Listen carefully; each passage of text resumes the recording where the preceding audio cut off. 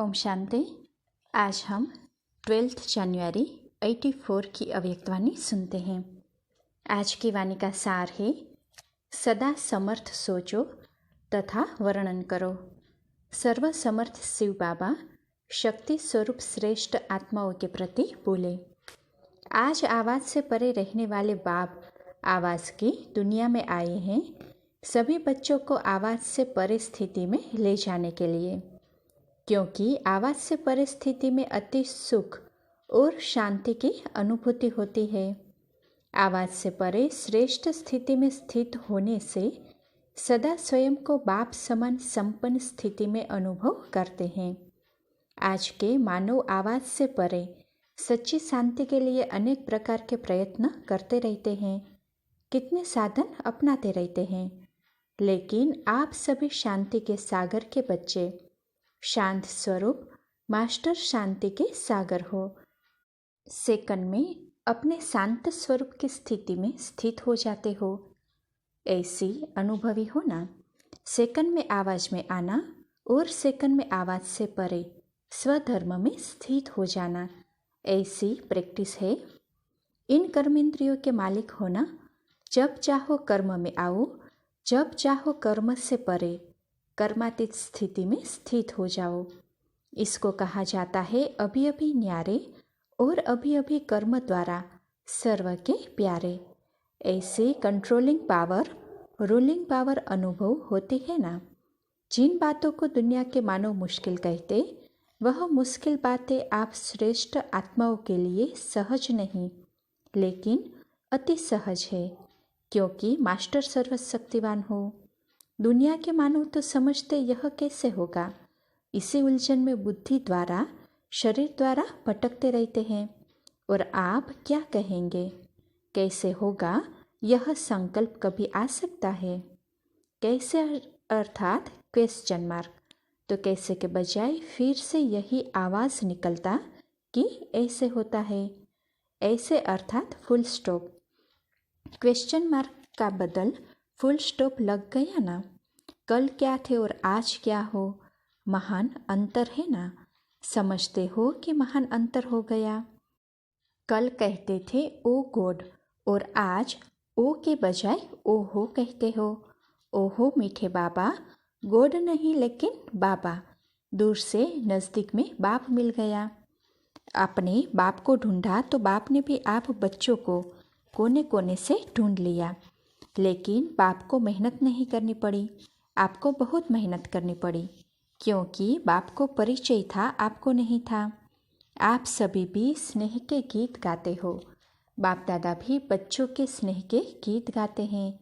सबसे बड़े से बड़ा स्नेह का गीत रोज बाप दादा गाते हैं, जिस गीत को सुन सुन सभी स्नेही बच्चों का मन खुशी में नाचता रहता है। रोज गीत गाते, इसीलिए यादगार में भी गीत का महत्व श्रेष्ठ रहा है।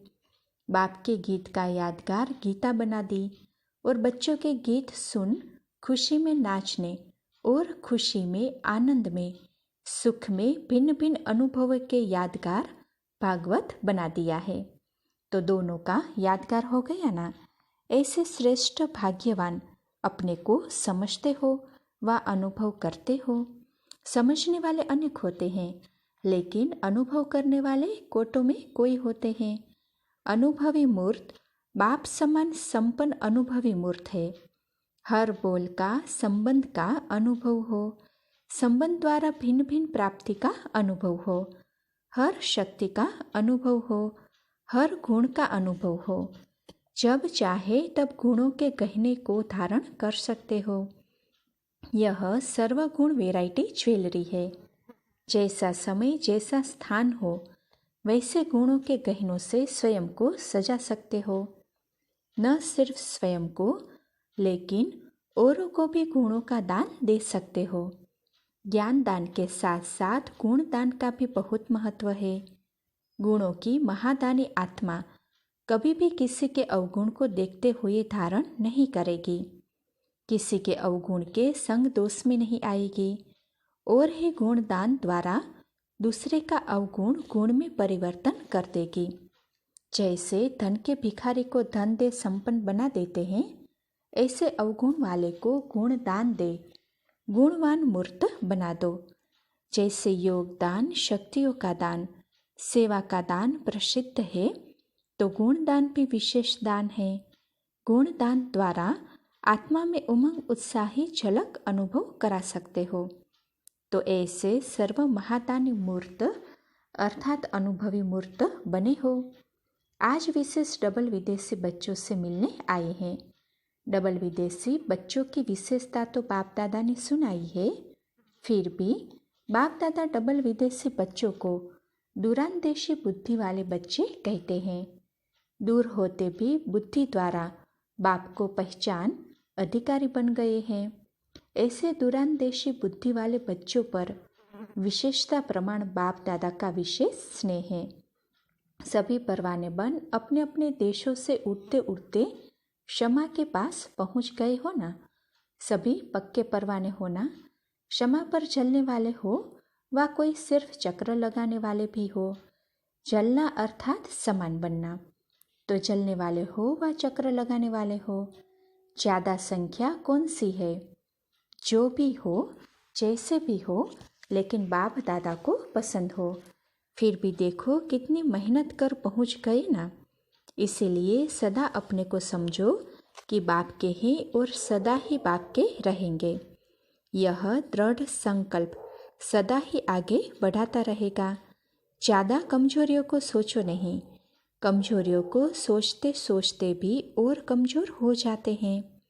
मैं बीमार हूँ कहने से डबल बीमार हो जाते हैं।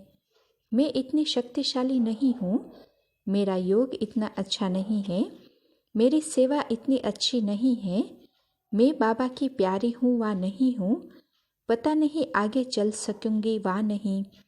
यह सोच भी ज़्यादा कमज़ोर बनाता है। पहले माया हल्के रूप में ट्रायल करती है और आप उसको बड़ा रूप कर देते हो, तो माया को चांस मिल जाता है आपका साथी बनने का।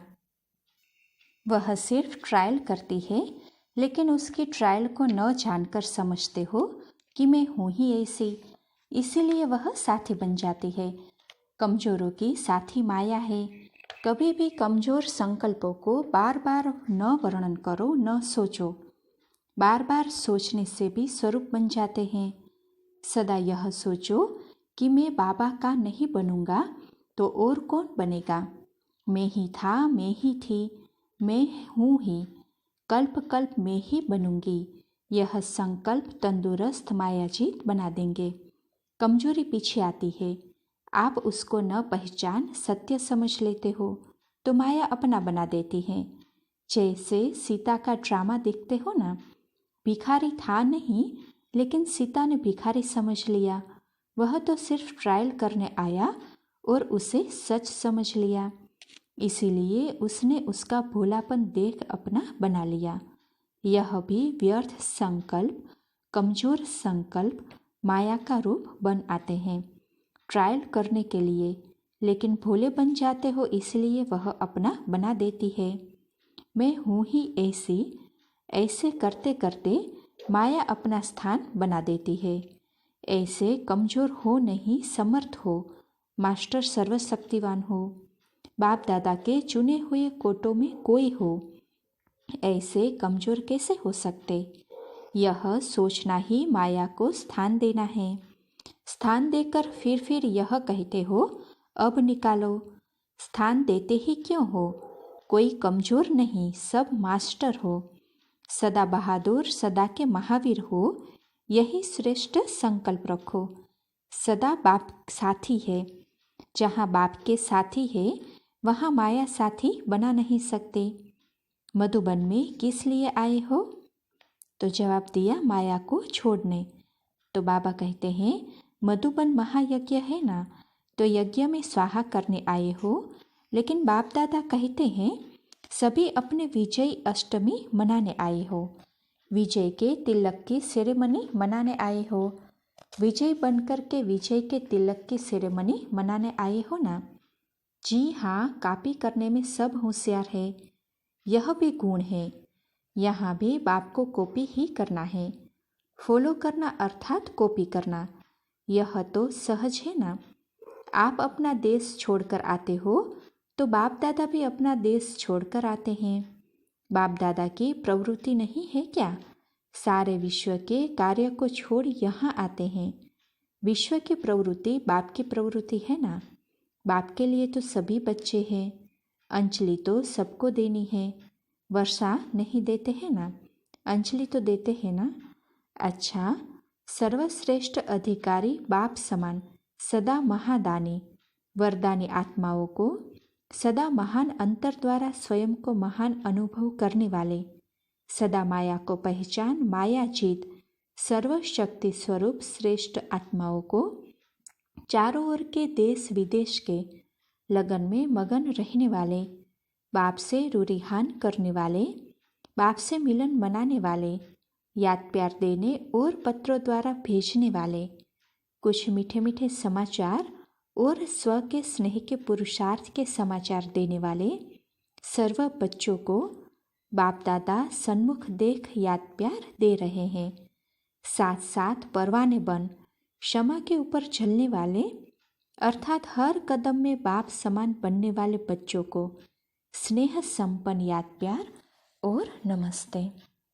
अच्छा, ओम शांति।